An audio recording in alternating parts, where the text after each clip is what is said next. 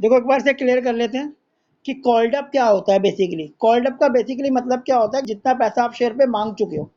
अब रेशियो में देखो लिखा है ना, when partly called up share और forfeit and ratio. Partly called up का मतलब कि 10 का शेयर है और आपने अभी उसमें 8 रुपये मांगे हैं, उन्हें फोरफिट करके रेशियो कर दिया। तो इसमें ध्यान रखना केसेस क्या बनते हैं, थोड़ा नॉलेज के लिए, और कुछ नहीं, क्वेश्चन में और समझ आ जाएगा। पहला कह रहा है question, if question does not specified the reissue, issue fully paid up है कि अदरवाइज। फुल्ली पेड अप का मतलब पूरा पैसा मांगा जा चुका है, पे कर चुका है कि नहीं पे कर चुका। उस बेस में हम क्या करेंगे, देखो लिखा है have presume, have presume been partly partly paid up, the paid up value to be taken amount of called up of the date of proposal. मतलब जितना आपका कॉल्ड अप है हम उसी को बेस मान के करते हैं। अब ये कॉल्ड अप क्या होता है, एक शेयर पे जितना पैसा मांगा जा चुका है। जब रिश्यू करोगे तो कॉल्ड अप के बेस पे हमें पता लगेगा कि वो पार है पीएमआई के डिस्काउंट है। कैसे पता लगेगा, देखो एग्जांपल देखते हैं। Suppose x limited forfeited 100 share, 80 called up है। वो कह रहा है 80 कॉल्ड अप है और non payment of 20 first call. उसने 20 रुपये फर्स्ट कॉल के पे नहीं करे, 60 रुपये पे कर दिए। These shall are reissue called up value, such reissue is the each of the following case क्या बनेगी, देखो उसने रीशू करा है माना 60 रुपए में, कॉल्ड अप कितना माना हमने 80 रुपए, तो इसका मतलब किस पे हो गया, डिस्काउंट पे हो गया। फिर रीशू करा 80 पे और उसमें भी कॉल्ड अप कितना माना 80 रुपए, कॉल्ड अप 80 दे रखा है, तो ये पार पे इशू हो गया। यहाँ कॉल्ड अप 90 है और रीशू 90 है और 80 कॉल्ड अप है, तो 10 रुपए ज्यादा लिए तो क्या हो गया, प्रीमियम हो गया। तो हमें क्वेश्चन में क्या तो कॉल्ड अप गिवन होता है, या जितना पैसा हम उस शेयर पे मांग चुके हैं फोरफिट के टाइम वही कॉल्ड अप माना जाता है। ये ध्यान रखना। सेकंड देखो, called up value of share is given at the time of ratio. अगर वो गिवन है तो क्या होगा, सेम क्वेश्चन में 60 रुपए का शेयर है, कॉल्ड अप कितना मांगा है हमने, पूरा 100 रुपए। ध्यान रखना 100 रुपए बोला होगा उसमें, क्वेश्चन में लिखा है ना called up value is given at the time of ratio, बोला हुआ है कि भाई पूरा पूरा 100 रुपए कॉल्ड अप है। तो यहाँ पे देखो हर केस में 100 रुपए कॉल्ड अप माना है। कॉल्ड अप का ध्यान रखना कि कॉल्ड अप के बेस पे पता लगेगा कि 100 रुपए कॉल्ड अप है और मैं 100 में इशू करूँ तो पार पे इशू होगा। ये ध्यान रखना, हमें पता करना पड़ेगा कि वो शेयर पार पे, पीएम पे, डिस्काउंट पे। ये डिपेंड करता है कि कॉल्ड अप से ज्यादा पैसा मांग गया है, कॉल्ड अप से कम पैसा मांग गया। तो जैसे हम क्वेश्चन करेंगे आपको टॉपिक और क्लियर होता रहेगा। अब मैं क्वेश्चन उठा रहा हूँ, उससे टॉपिक और क्लियर होगा आपको। देखो अभी बस कॉल्ड अप का ध्यान रखना, क्वेश्चन में कराऊंगा तो और क्लियर होगा। और जैसे आप और क्वेश्चन प्रैक्टिस करते रहोगे आपकी कमांड बनती रहेगी टॉपिक पे।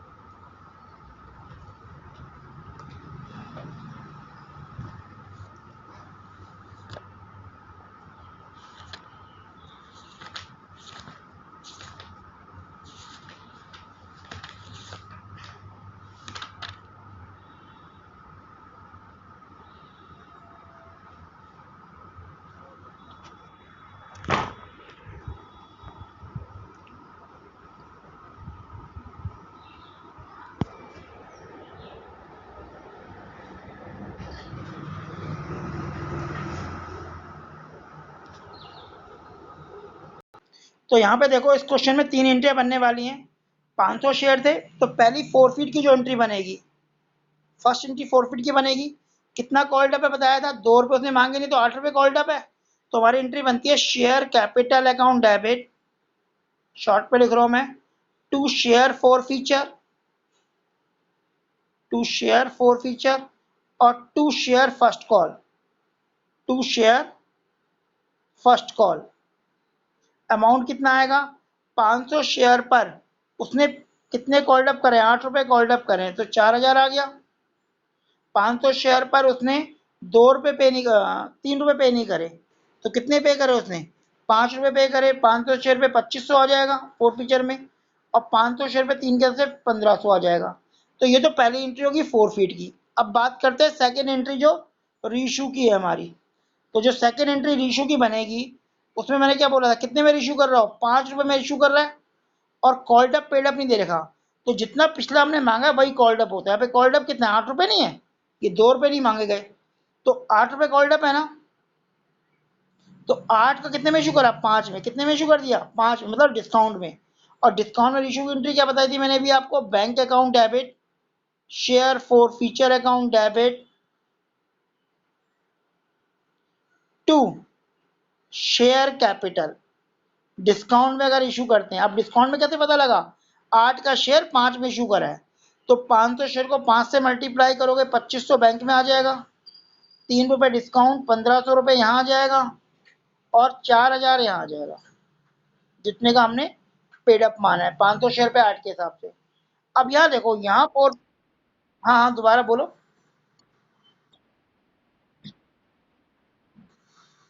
First entry, first entry four feature की एंट्री है। देखो फोर फीट में हम क्या कहते हैं, जो कॉल्ड अप है, कितना कॉल्ड अप है, 500 शेयर पर हम उससे 8 रुपये मांग चुके हैं तो कॉल्ड अप कितना हो गया, 4000। अब कॉल्ड अप को 2 पार्ट में डिवाइड करते हैं, जो उसने पैसा दे दिया और जो पैसा नहीं दिया। तो दिया कितना उसने, दिया उसने 5 रुपये, तो 500 में 5 के हिसाब से कितना आ गया, 2500, 2.5 के। और फर्स्ट कॉल के 3 रुपये उसने पे नहीं करे तो 500 पे 3 के हिसाब से 1500 रुपये आ गया, 1.5 के। रीशू कितने में किया, 5 रुपये रीशू किया है और कॉल्ड अप कितना है, 8 रुपये। यहाँ पे 8 रुपये नहीं है कॉल्ड अप, जब तक नया कॉल्ड अप नहीं दिया पुराना वाला ही मानते हैं। तो 8 का शेयर 5 में रीशू किया है तो 5 जो बैंक में आ जाएगा, 500 मल्टीप्लाई 5, 500 मल्टीप्लाई 3 डिस्काउंट के आ गए और 500 मल्टीप्लाई 8 4000 आ गए। अभी 1500 कैसे आया, 8 का शेयर 5 में इशू किया, 3 रुपये डिस्काउंट है और रीशू में जो आप डिस्काउंट देते हो वो शेयर फॉरफिट के अंदर आता है, ये मैंने बताया था।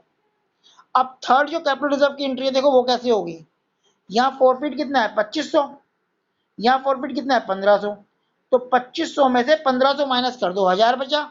वो एंट्री बनेगी share forfeiture account debit to capital reserve, जो मैंने बताया था कि कितना होता है 1K कि फॉरफीचर वाली एंट्री में जो फॉरफीचर का अमाउंट है और री इश्यू वाली एंट्री में जो फॉरफिट का अमाउंट है, इनको माइनस करते हैं।